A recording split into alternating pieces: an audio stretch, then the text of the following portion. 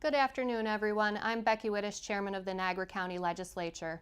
Thank you for joining us live on LCTV for our Niagara County COVID-19 update.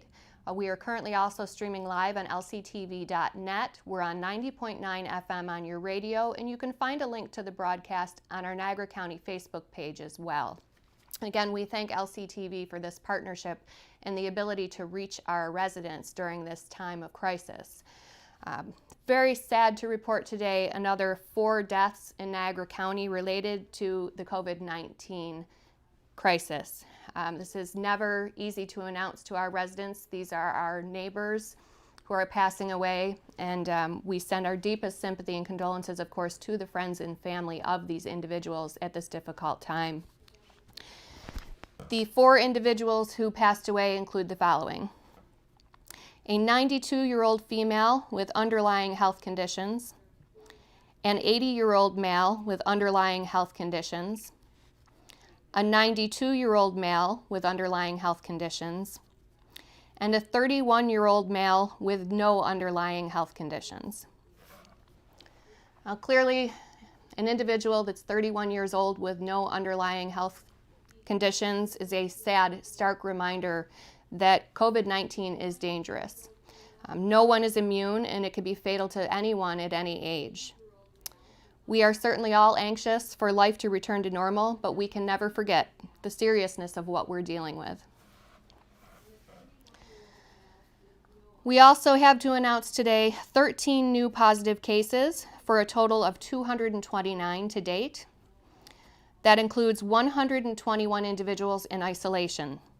There are 96 isolating at home, with another 25 in hospital.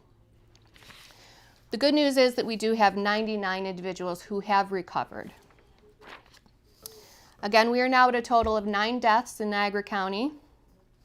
And according to the state COVID-19 tracker map, there have been 973 people tested in Niagara County. We have 158 individuals currently in quarantine. And the good news, again, is another 231 who have completed their quarantine. You can again check for these updates daily on our Niagara County heat map. If you go to niagaracounty.com, you will find a COVID-19 banner at the top of the page with a link to our Niagara County heat map. That will break down the positive cases in our county by municipality, and you'll see, of course, as we've seen all along, that the higher numbers are going to be in the densely populated areas in the cities, with fewer cases showing up out in the more rural areas along the lakeshore. Again, that is also something we've said all along, that this virus is everywhere. You need to act accordingly. It is also a matter of testing, so we know that there certainly are way more people who are probably testing positive if they are given a test that we're just unaware of. Now, the governor told us today on his daily update that hospitalizations, ICU admissions, and intubations are all down, and that is certainly the good news that we have been waiting to hear. It has been trending that way now for several days in a row. But the reality check is that the governor also told us there were another 752 deaths reported today statewide. That we know that's been a lagging indicator of the current situation, because those individuals who are passing away have likely been on ventilators and dealing with this virus for several weeks now, so that number will catch up even as we see things trending better as far as new numbers. Still, we see another 2,000 individuals statewide that have been hospitalized yesterday that have tested positive, and that number's been consistent. So while we're seeing a flattening of the curve, those numbers are remaining steady, and that's what we need. We need a situation that our health system can handle. We don't want those hospitals to be overwhelmed with new cases, and that's the situation we're in. We're seeing that number flatten, but 2,000 new individuals still hospitalized in a day is a very big number. And we aren't seeing those decreases here yet in Niagara County. We know that we are probably lagging behind the downstate area by a few weeks as far as where we are in that process. So again, the message has not changed. We need to continue to follow all of those guidelines that we've been hearing all along. We've made many sacrifices over these last several weeks, whether it's your work situation, not seeing your family, having all of those businesses closed that we enjoy going to. We've made all those sacrifices. Don't let that be a waste. Keep following those guidelines. Know that what we're doing is working, but we have to keep continuing that process to see that steady flattening and to stay in a good situation that won't overwhelm our healthcare system. Very important to stay home and do your part as you have been. There have been a lot of changes happening everywhere, not just for us, of course. And this past Monday, the Niagara County Legislature, for the first time ever, held our monthly committee meetings by virtual meeting, teleconference, and video conference.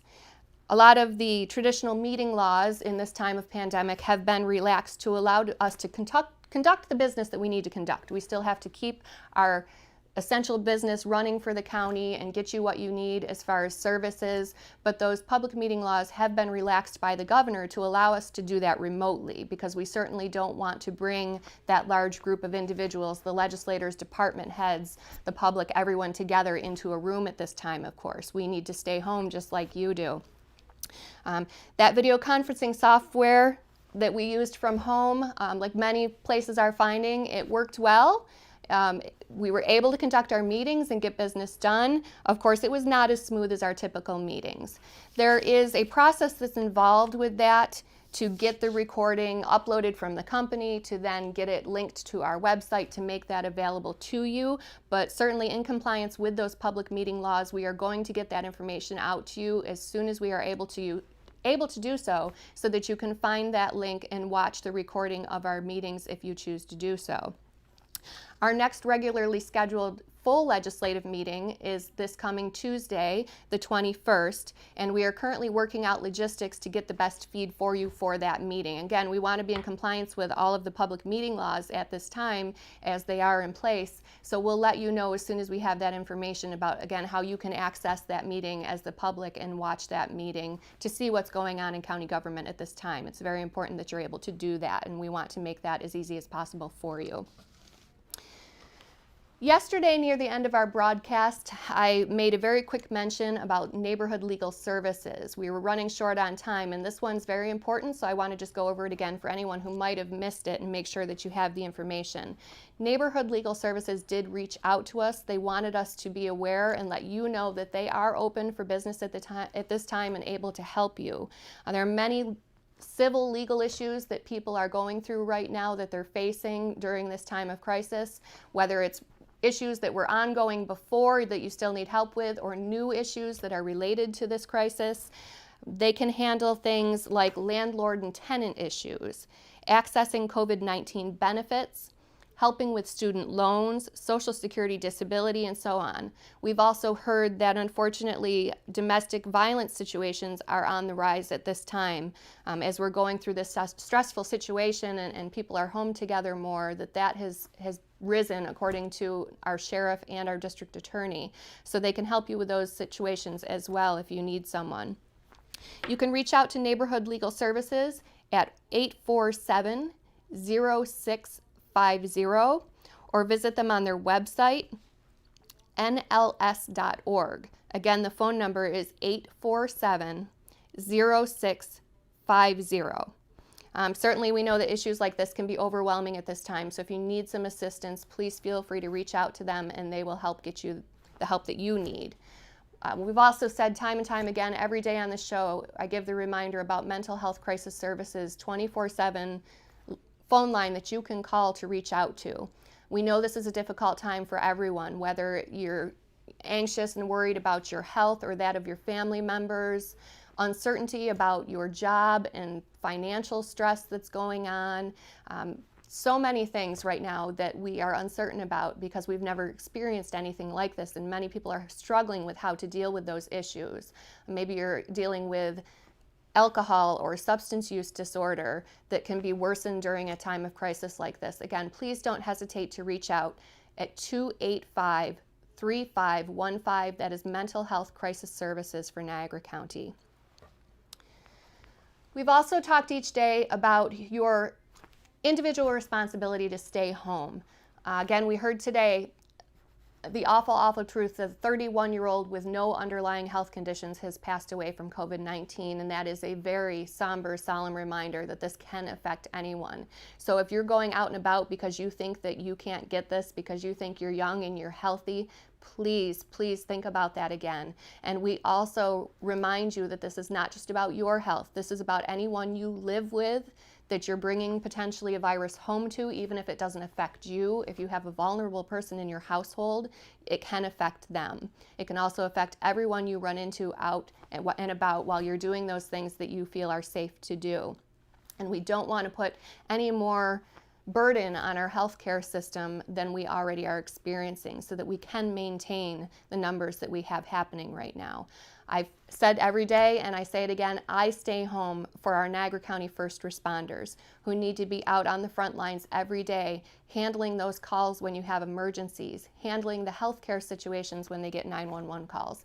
Those people need to be healthy and out working to take care of the rest of us, and they need to stay healthy so they don't bring anything back to their families and loved ones. So again, I ask you, really think about who you're staying home for. Find that special person or group or reason to stay home. If it's not for yourself, find someone else you care about. And also, again, reach out to those that might need a little bit of extra care right now. Someone who's alone, who's lonely, who's, doesn't have close family or friends. If there's a neighbor, check in on them. Just make sure everyone's doing okay, because we are all in this together. Again, I remind you to please stay home, stay safe, and stay healthy.